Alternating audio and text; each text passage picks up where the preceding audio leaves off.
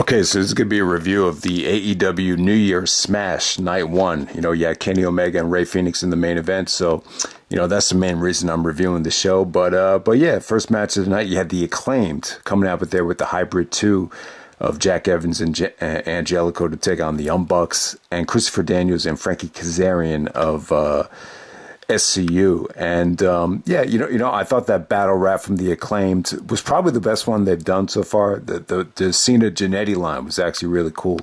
So that came off good. Young Bucks, pretty much carried the match. I would say they really made the match go, especially Nick Jackson did some improvising out there. Very, very, very fast-paced match in terms of, a lot of the Young Bucks offense here. Jack Evans got some good offense in. For his age, he could still, I think Jack Evans still looks pretty good out there. But, not a, monumental, opener that people are going to remember or anything like that. What the match did was it basically just set up the Young Bucks, and Christopher Daniels and Frankie Kazarian, down the road, there's going to be a tag team championship match. Basically, they challenged the Young Bucks, and Frankie and Daniels came to a mutual agreement that if they lose another match, that they're going to decide to part ways and never tag up again. So it kind of set it up like this would be a huge, last hurrah for Christopher Daniels as a tag team champion. But we'll see what happens there. Next up, you have the John Moxie promo. Moxie comes out with a vengeance. First time you've seen him since Winter is Coming. So he just cut a raging promo about how he wants to get his revenge on Kenny Omega. But he's got to be respectful to Rey Fenix and not interfere and let him get his title shot. So yeah, I thought the Moxie promo was good. And next up, you had Jake Hager taking on Wardlow. You had these two animals from the Inner Circle finally exercising some of the tension that they've been showing. They've been just staring at each other over the last several months, and they finally got to go at it here. Not the worst thing in the world. Pretty entertaining to watch, but in terms of where Hager is right now, it just kind of came across to me like, pro wrestling isn't really like his main priority right now. I just didn't think he just doesn't look like he's really putting a lot of effort into the craft anymore. But, so overall, Wardlow's offense, it wasn't pretty, just wasn't anything too special. But, the guy just definitely does have a lot of raw talent. So like I said, I mean, it wasn't like, it was definitely an interesting match to watch. It just wasn't pretty. And then, match basically ends with them shaking hands, and, Hager was a little bit upset, throwing a temper tantrum, but MJF got him to calm down and just say, hey, man, you walked out of a wrestling ring, and not everybody could do that. So that was pretty cool. All right, next up, you had the Darby Allin and Brian Cage weigh in here. This was just about Taz kind of antagonizing Darby, kind of making fun of him for, not weighing that much. And then Sting comes out, makes the save. So you got more of, Sting kind of being a father figure to Darby Allin. So yeah, I mean, I'm glad that Sting is back. He hasn't really said anything yet. And it just seems like down the road, Sting and Darby, Sting's going to do everything he can to really, put Darby over and get Darby to the next level. I even remember Cody saying, when the pandemic first started, he was saying, Darby has the feeling of a young Sting. So it's pretty cool that Sting is actually in the company now. And so we'll see what happens there. All right, next up, you had Cody taking on Matt Sydal with Snoop coming out there with his doggy style jacket. And basically he was like just standing in the middle of the ring with like a Waffle House menu. It was kind of weird, but Cody and Sydal, man, this is good stuff. This is fast-paced athletic action. I thought both of them looked crisp. They look sharp. Cody actually won the match with, 2 crossroads to put Matt Sydal away, but give Sydal credit. I think, this might have been the best I think he's looked since all of his Ring of Honor and AEW matches from this year, from what I've seen so far. But yes, during the match, Cody actually accidentally hit, one of those guys that, God, what's the guy's name again? The team that Jericho fought at the 30th anniversary show. I think they wrestled in War or whatever, but yeah, and then, you know, they were upset about Cody, so then they jumped them after the match, and then Snoop came out to do a frog splash on them, and it just did not look pretty. It kind of looked like the Rob Van Dam botch on Triple H in the Elimination Chamber. But, you know, Snoop, you know, he seemed like he had a good time out there. Everything was cool. But, you know, what was on my mind in this match was kind of like, you know, I was thinking about the Snoop and Eminem, like, beef. And I was just like, man.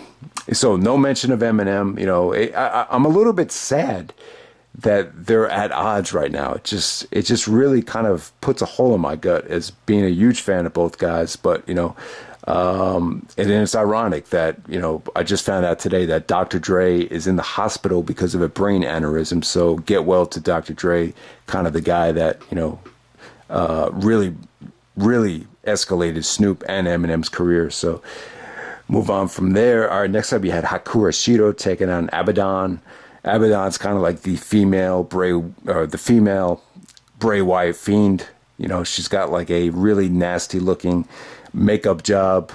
It's pretty cool looking though. I mean, she really looked like she should be like in a Halloween television show right there. But, you know, just the story of this match is just a hard-fought victory for Hikaru Shida. You know, she definitely deserves some more opponents. You know, maybe Hikaru Shida versus Serena Deeb is something you could get into down the road. Even some rematches with Dr. Britt Baker, you know, would definitely be an upgrade from this. But, no, this is just more of a character-based match with, you know, Abaddon, you know, biting Hikaru Shida's neck when they were underneath the ring. And, you know, when they both came out, Hikaru Shida was, like, bleeding from the neck.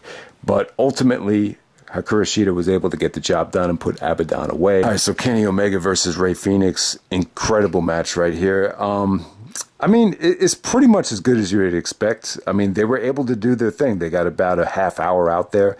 The match ended with about 8 minutes left, with 8 minutes of television time left. So I was a little bit disappointed about that. But, God, we know how great the chemistry is here, but it was pretty awesome. I mean, they busted out some really cool things.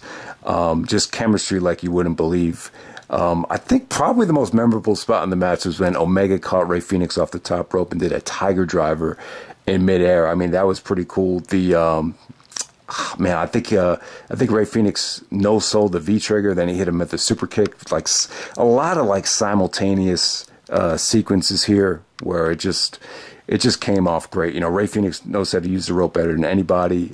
He busted out a beautiful German suplex at one point there when Omega attempted the moonsault, and then Rey Fenix hit him with a nasty German suplex. So yeah, it was pretty amazing. It was pretty awesome. I would definitely say this is a top 5 Dynamite match easily.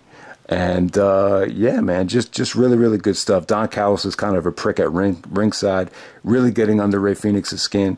Omega, how did Omega win this match? He won with the one-winged angel. But, yo, Omega gave him some vicious-looking V-triggers once again. So yeah, man, you know, great main event. It ends with, you know, Moxie coming out to make the save after they were going to beat up Rey Fenix again. So Moxie comes out with, like, a barbed wire bat. And, yeah, we have a shocking, it's not a shocking ending. You know, we have Gallows and Anderson coming from Impact Wrestling. And coming out there, we had a huge beatdown on Jon Moxley. So it looks like you'll be getting Omega versus Moxley in a rubber match at Revolution. You know, who knows if this is going to be a no DQ match or another lights out match. We'll see what happens there. But yeah, a nasty looking heel beatdown on Jon Moxley. The Bucks came out. They looked like they were going to make the save. They looked a little bit reluctant. But ultimately, you got a reformation of, you know, the Bullet Club. This time with Don Callis out there being the manager, and yeah, you know, the you know, Dynamite ended with them all giving the Too Sweet logo, or Too Sweet you know, salute to end the show. So it was pretty cool.